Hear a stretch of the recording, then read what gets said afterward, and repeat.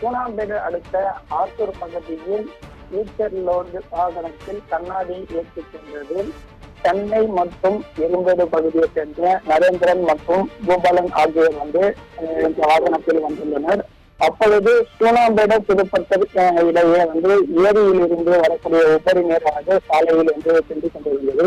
அவ்வழியாக வந்த வாகனமானது மழை நீரில் அடித்து செல்லும் பொழுது வாகனத்தில் இருந்த இருவரும் தப்பிக்க விபத்தில் சிக்காமல் உயிரை காப்பாற்றிக் கொள்வதற்காக வாகனத்திலிருந்து தப்ப முயன்றுள்ளனர்.